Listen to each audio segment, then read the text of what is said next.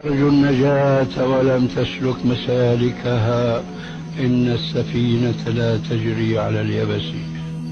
Kwa hiyo ukitazama aya hii katika fawaidi zake inaonyesha uwajibu wa sisi kushikamana na mafunzo ya Mtume Muhammad sallallahu alaihi wasallam na kushikamana na njia ya waumini wa mwanzo as-sabiquna al-awwalun, kama alivyolieleza hilo Allah katika aya 100 ya surati at-Tauba aliposema was-sabiquna al-awwalun min al-muhajirin wal-ansar والذين اتبعوهم بإحسان رضي الله عنهم ورضوا عنه رضي الله عنهم ورضوا عنه وأعد لهم جنات تجري تحتها الأنهار. الله سبحانه وتعالى anaeleza wazi wale watangulizi wa mwanzo ambao ni muhajirina na ansar. Wale watangulizi wa mwanzo, huu Uislamu kuna watu waliotangulia wana fadhila zao kwa kule kutangulia kwao. Sasa wale watangulizi wetu wale wa mwanzo kabisa ambao ni muhajirin na ansar, wahamiaji waliohama kutoka Makka wakenda Madina pamoja na Mtume sallallahu alaihi wasallam. Lakini hata wale wahamiaji wa mwanzo waliohama Makka wakenda huko Ethiopia, Habasha, kwa ajili ya kuihami na kukimbia na kulinda imani zao, wa mwanzo wale waliohama. Na kadhalika ansar, wale wakazi wa Madina waliokuwa tayari kuwakaribisha ndugu zao wageni waliongozana na mtume wao sallallahu alaihi wasallam, wakawafungulia nyoyo zao na vifua vyao kabla ya milango ya nyumba zao, wakawapokea kwa furaha na bashasha na upendo na kupendeleana kheri kwa hali ya juu ambako hakujawahi kutokea katika ulimwengu tangu kuumbwa kwake na hakutatokea. Wayuthiruna ala anfusihim walau kana bihim khasasa, walikuwa wakiwapendelea ndugu zao kuliko nafsi zao. Wale wakazi wa Madina walipojiwa na wageni katika mji wao walionyesha ukarimu wa hali ya juu ambao umeandikwa ukarimu huu ndani ya Qur'an, na ukarimu wenyewe walikuwa wakiwapendelea ndugu zao zaidi. Sisi katika Uislamu tumefundishwa mpaka sehemu ya kupendeleana, tukaambiwa ahibba linnasi ma tuhibbu linafsik, wapendelee watu mambo mazuri yale unayoyapendelea nafsi yako. Wapenda upate hiki upate kile, basi pia vile vile mpendelee mwenzako apate. Sasa wao waliuvuka mstari huo, ikawa wanawapendelea wenzao zaidi. Yani yeye kama akapata moja ataka mwenzake apate 2, 3 na kuendelea, sio apate kama alivyopata yeye, la apate zaidi. Kiwango hicho tungetakiwa sisi na Uislamu tukifuate, ingekuwa ni taklifu bima la yutaq, ni kukalifishwa watu kwa jambo lisilowezekana kwao, kwa sababu wengi watu wana roho mbaya, watu wengi wana choyo, watu wengi nafsi zao zina ubakhili. Kwa hiyo ukimwambia ampendelee mwenzake khairi zaidi kuliko alionayo yeye, hapa pengine watu wengi wangeritadi, wangekufuru, wakaambia basi mpendelee mwenzako, ukipata moja hiyo mpendelee mwenzako na apate, ukipata hiki mgaie mwenzio. Ahibba linnasi ma tuhibbu linafsik. Lakini hawa jamii hii ya ansar ilivuka mpaka huo, ikawapendelea wenzao kheri kuliko nafsi zao. Sisi tukatakiwa tuwafuate watu hawa. Anasema Allah, wale watangulizi wa mwanzo ambao ni muhajirin, wahamiaji, wal ansar, na watetezi wa dini waliomtetea mtume sallallahu alaihi wasallam, wakamnusuru mtume sallallahu alaihi wasallam na masahaba zake. Akasema Allah, walladhina tabauhum biihsan, na wale waliowafuatia hao kwa wema. Kuwafuatia kwa njia mbili, kufuata kwa wakati, kwa maana wamekuja wakati baada ya wakati wao, na kufuatia kimtindo, yani wakafanya walioyafanya wale kimatendo na imani. Na wale waliofuatia baada yao tena wakafuata kwa wema, wana nini? Radhiyallahu anhum, Allah amewaridhia wao, waradhu anhu, na wao watamridhia Allah, wamemridhia sasa na watamridhia. Wala sawfa yu'tika rabbuka fatarda, watutaridhia kwa yale waliopewa na Allah katika naimu muqim, wataridhika na hayo na hawataleta malalamiko yoyote, bali watauridhia Uislamu hapa duniani. Raditu billahi rabba wa bilislami dina wa bi Muhammadin sallallahu alaihi wasallam nabiyya. Hii ndio hali ya kila mu'min, hali ya kila muislamu. Yeye umridhia Allah subhanahu wa ta'ala kwa ndiye Mola wake, ndiye bwana wake, mlezi wake. Na sote tumeridhia kuwa Uislamu ndiyo dini, na Mtume Muhammad sallallahu alaihi wasallam tumemridhia kuwa ni mtume wetu. Hakuna muislamu wa kweli ana malalamiko juu ya jambo hili kwamba sisi tumepewa dini ya Uislamu, kwa nini tusipewe dini nyingine, hii dini na kadha wa kadha wa kadha. Wajua dini hakuna, au kwa nini tumepewa Mtume Muhammad, kwa nini sisi nabii wetu asiwe ni nabii fulani, ukamtaja mtume miongoni mwa mitume wa Allah. Sote tumeridhika kwamba mtume wetu ni Muhammad sallallahu alayhi wa alihi wasallam. Hii ndiyo hali ya Uislamu. Kwa hiyo ridhaa ipo, Allah amewaridhia wao na wao wamemridhia yeye, na pia na wao watamridhia yeye kwa vile atakavyowapa. Radhiyallahu anhum wa radu anhu. Na isitoshe Allah atawaandalia pepo, amewaandalia wao pepo ambazo zinapita mito chini yake, wataishi humo milele, na huko ndiko kufaulu kukubwa.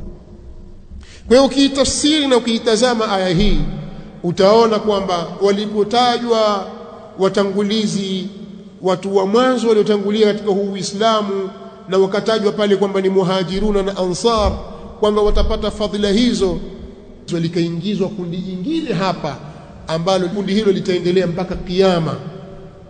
Na sisi tukijipinda tukajitahidi na Allah akatufunika na rehema zake, tutakuwa katika kundi hilo, na ni kundi la wenye kuwafuata hawa kwa wema. Sasa ukipinga jambo hili utafuata kweli? Huwezi kuwa ni mfuasi mwenye kufuata kwa wema. Hawa masahaba wao wameamini hivi juu ya Allah subhanahu wa ta'ala, wewe waamini kinyume na hivyo, huwezi kuwa umewafuata kwa wema.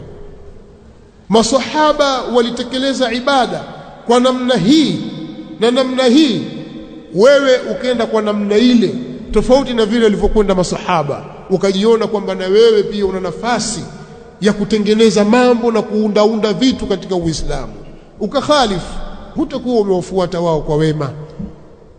Kwa hiyo da'wa hii inatuhimiza sisi tufuate mwenendo wa watu hawa kwa wema, tujifunge na mwenendo wao, tuifuate njia yao. Na walillahi alhamdu wal minna, Uislamu ni neema kubwa sana, kwa sababu kila kitu unachokihitajia wewe kwenye huu Uislamu kimehifadhiwa, kimerekodiwa, kimewekwa mahali salama. Wataka kujua nini wewe? Qur'ani hii ipo. Inna nahnu nazzalna adh-dhikra wa inna lahu lahafidhun. Qur'ani iko. Leo la qaddara Allah itokee kwamba misahafu yote duniani imetiwa moto, haiko tena, basi Qur'ani itaandikwa upya. Ni kiasi cha kuchagua tu, watu wawili, watu watatu, ukitaka watu 10,000, milioni 10 utawapata. Qur'ani itasomwa na itaandikwa, itarudi vile vile, hakuna kitakachopotea, kwa sababu katika suduru alladhina utul ilm. Qur'ani iko vifuani mwa Waislamu, sunna za Mtume sallallahu alaihi wasallam mahfudha, mafunzo ya Mtume sallallahu alaihi wasallam yamelindwa, yamehifadhiwa. Hivyo hivyo hata mafunzo ya maswahaba nayo yamehifadhiwa kwenye mahali maalum. Ukisoma dini utajua utayapata vipi, kwa namna gani, lipi la sawa na lipi si la sawa, lipi la kweli na lipi si la kweli. Hata kwenye karne ya 18 nyuma kidogo, na karne ya 18 na 19 ya miladia, palitokea hamla fulani, yani kulikuwa na kampeni maalum ya kuudurusu Uislamu na kuuchafua Uislamu. Likapatikana kundi la watu wanaoitwa al-mustashriqun, ambao asili yao si Waislamu. Wengi wao walikuwa ni katika manasara wa Kristo wa nchi za Europa huko. Wakaunda magenge na makundi waende kwenye nchi za Kiislamu, wakausome Uislamu kwenye fani zake tofauti, kisha wayapotoshe yaliyomo ndani ya Uislamu kupitia ndani yao, kwa sababu waliona kwamba hawawezi kuumaliza Uislamu nje yao. Kwa hiyo wakatengeneza makundi haya, yakaondoka makundi matatu kwa wakati mmoja. Kundi la wanaojiita al-musta'mirun, yani kwa lugha fupi wakoloni, kundi la wakoloni. Tangu baada ya vita vya msalaba wakatuma majasusi wao wakina Vasco da Gama, walifika mpaka Kilwa na mwambao wa Afrika Mashariki 1498, karne ya 15, wakipeleleza mambo mbalimbali, na hasa baada ya vita msalaba wakapeleleza. Kisha vikaja vikundi vinavyoitwa vya al-musta'miruna, wakoloni. Kwanza watawale watu kwenye miji yao ili waibe rasilimali zao, ili wavunje tamaduni zao kwa mabavu. Kwa wakaja na mitutu ya bunduki, wakaja na mizinga, wakaiharibu miji ya Waislamu na wakataka kuikalia kimabavu. Lakini hawa waliambatana na kundi la watu wanaoitwa wamishionari, wabatizaji, wakipita katika miji wakitaka kuwabatiza watu walio Waislamu waache Uislamu wafuate dini yao wao, na wapagani pia wafuate wao. Mreno alikaa katika mwambao wa Afrika Mashariki miaka 200, hakumritadisha hata mtu mmoja. Alifeli, alikosa mbinu, aliwakuta watu wako madhubuti. Mreno alikaa miaka 200. Lakini kuna kundi jingine, na hili ndio kwa hatari sasa, kundi la al-mustashriqun. Hawa ni watu wataalamu wabobezi waliokwenda katika nchi za mashariki kama Lebanon, Syria, Misri, Iraq na nchi nyinginezo ambazo zilikuwa zina ngome za ilmu. Wakaingia wakausoma Uislamu. Kuna waliobobea katika fani za hadithi, waliobobea katika mambo ya historia, kuna waliobobea katika mambo ya lugha ya Kiarabu, kuna waliobobea katika sheria ya Kiislamu, waliobobea katika mambo ya visomo vya Qur'ani na tafsiri zake. Wakaingia katika kila uwanja, wakausoma Uislamu kwa wanavyojua wao, alafu wakaanza kuandika sasa, wakaupeleka haya katika vyuo vikuu vyao, wakasomesha na wakaandika ili Uislamu upotoshwe.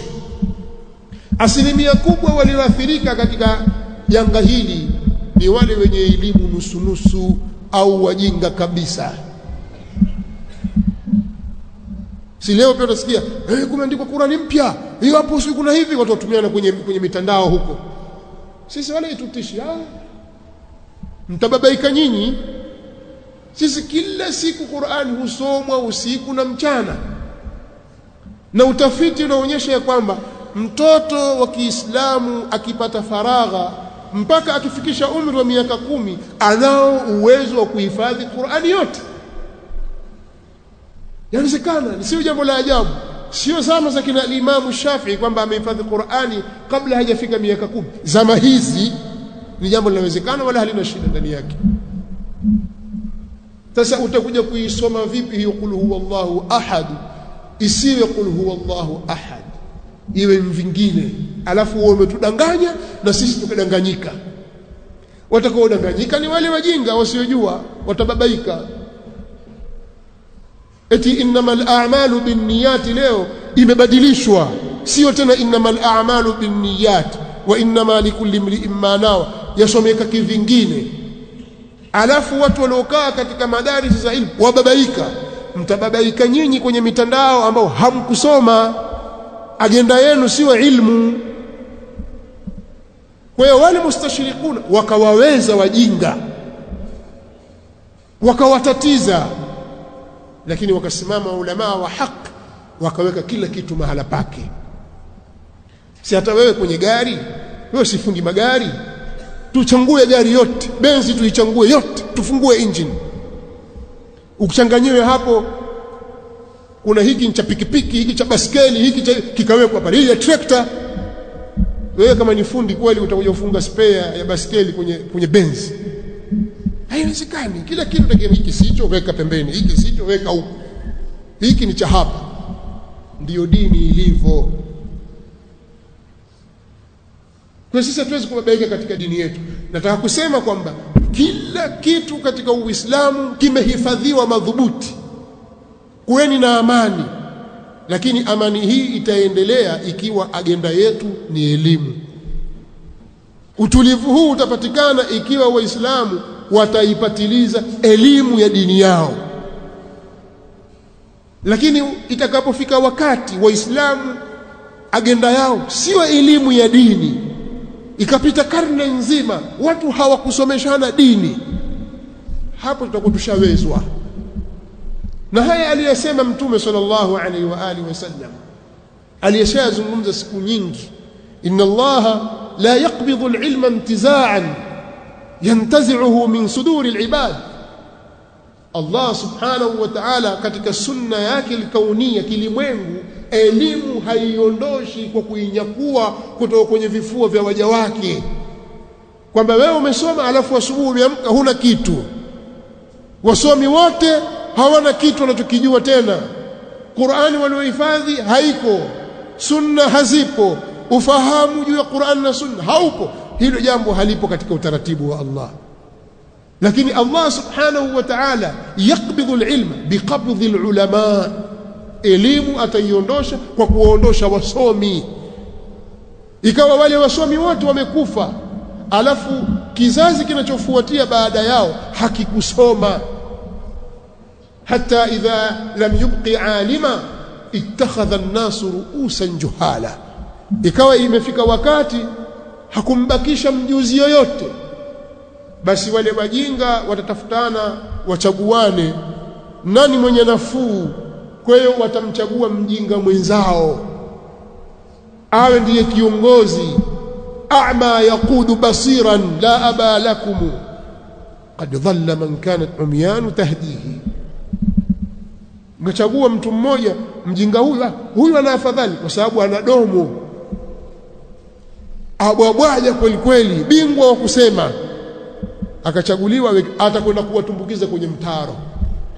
Ni kama vile mmechukua basi mkamkabidhi mtu ambaye hajui gari, hajui breki iko wapi, mafuta yakanyagwa hajui. Tujalie ajua kila kitu, hajui breki ilipo. Sitama huo antobozi mahali hapa, njia panda mfiki, utasikia utoshakufa watu, basi zima limeangamia. Ndio hivyo ikiwa watu sasa wataona afadhali huyu, lakini hawakusoma wote, wataangamizana. ittakhadha an-nasu ru'usan juhala fasu'ilu faaftau bighairi ilmin fadhallu wa adallu.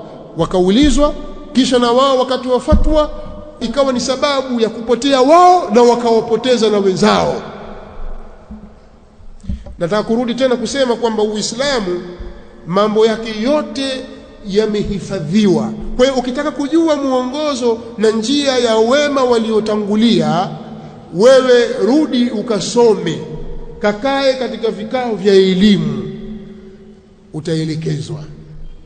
Na walillahi alhamdu, katika agenda muhimu kabisa ya da'wa yetu, kama nilivyotangulia kusema, ni kuipa elimu kipaumbele, elimu ya dini yetu. Na ndiyo maana ukaona huku kushamiri kulikojitokeza kwa da'wa salafia inaonekana kama imeanza kulinganiwa karibuni hivi, na da'wa yake haikuja zamani hivi, lakini athari yake ni kubwa katika mujtama, walillahi alhamdu wal minna. We kubali usikubali, athari yake ni kubwa. Sema ndio, sema hapana, sisi hatuangalii ndio hapana, tuangalia waqi, ule uhalisia. Athari yake ni kubwa katika mujtama. Duatu salafia nafasi yao si ndogo katika mujtama, nafasi kubwa. Kwa nini? Kwa sababu sera yao ni elimu, agenda yao kuu ni elimu. Hawana uvivu wa kukaa kusoma na kusomeshana, na hizi katika fadhila zake Allah subhanahu wa ta'ala. Kwa da'wa yetu sisi imekuwa dawa tunailingania, si miliki ya mtu kwamba ni dawa ya fulani na fulani na fulani kwa ufadhili wa fulani na fulani na fulani, la, lakini ni dawa imekuwa ndio dawa ya Uislamu sahihi. Sasa mimi mazungumzo yangu na nyinyi nilipenda nianze katika muda huu wa kabla al-maghrib, ili kutoa nafasi ya mazungumzo yale ya msingi ninayokusudia baada al-maghrib. Na kubwa zaidi ile kutaka kuambiana ni kwamba ni lazima tujitambue. Sasa hakuna kitu kibaya kama mtu kutojitambua. Kuna mambo mengi yatakupita wewe kama hukujitambua, na fursa utaikosa. Mtu akishafikia umri wa baligh, kisha baligh, atakiwa ajitambue, na kuna mambo atakiwa ayajue kwa ulazima, sio khiari tena, kwamba yeye sasa ashakuwa mtu mzima wa kuandikiwa dhambi na kuandikiwa thawabu. Ile aya ma yalfidhu min qawlin illa ladayhi raqibun atid inaanza kufanya kazi kwake. Sasa wakati ule alipofikia baligh alijue hilo, dhambi zinaandikwa, thawabu zinaandikwa, kwamba imefika wakati sasa atakiwa aoge janaba, imefikia wakati sasa aswali kwa njia ya ulazima, ni fardhu ain, afunge na mingineyo katika mambo ya lazima katika arkanul Islam na mambo mingineyo katika wajibati za Uislamu. Atakiwa ayajue, asipoteze fursa hiyo, kwa sababu yeye ni mas'ul amama Allah azza wa jalla. Kwa hiyo hivyo katika mambo mengine, unapotoka hatua moja kwenda hatua nyingine, watakiwa ujitambue kwamba mimi sasa hapa nilipofika makamu yangu ni haya na nafasi yangu ni hii, kwa umri huu na nafasi hii nilionayo, iliyokuwa wajibu kwangu mimi ni kufanya 1, 2, 3 na kuendelea, na sitakiwi kufanya hili na hili na hili na hili. Kwa hiyo kama kukua da'wa yetu sisi imekuwa, kama ni baligh ishafuka, imefika kwenye kiwango cha kukomaa, lakini lazima na sisi tulioipokea da'wa hii tujitambue tuna nafasi gani katika jamii yetu katika kuielimisha na kuifikisha da'wa hii. Tukienda kitotototo na hali ya kuwa tushakuwa, mambo yatatuharibikia mikononi, na hakuna wa kumlaumu isipokuwa tunatakiwa tuzilaumu nafsi zetu. Lakini walillahi alhamdu wal minna, fadhila za Allah subhanahu wa ta'ala na si za mtu yoyote. Tawfiki ya Allah subhanahu wa ta'ala, si kwa sababu ya juhudi yoyote. Al-amruhu kulluhu lillah awwalan wa akhira, jambo lote ni la Allah subhanahu wa ta'ala, mwanzo na mwisho. Hili ndilo ambalo tutakiwa sisi tulitakidi kutoka ndani ya nafsi zetu, lakini bado tunatakiwa tutambue sisi tukoje, kina nani, na tutakiwa tufanye nini kwa wakati wa sasa. Nikisimamia hapa, maana sijajua magharibi inaingia saa ngapi, nilisahau kuuliza tangu mwanzo, lakini nikisimamia hapa nadhani nitakuwa nimesimama mahali pazuri ili tuendelee na sehemu inayofuata. Itakuwa sawa? Barakallahu fikum wa jazakumullahu khairan.